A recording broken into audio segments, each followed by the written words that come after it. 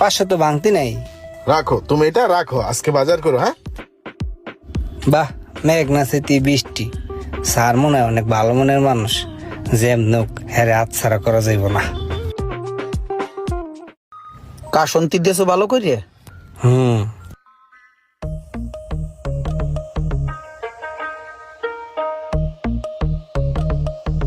ভাই আমি জানি আপনি অনেক ভালো মানুষ, বুঝছেন।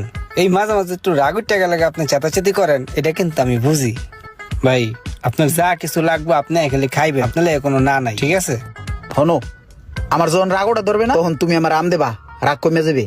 ভালার ভালা রাগ উঠলে তোরে আম না, পিছিয়ে দিয়ে দিম দুটো বাড়ি।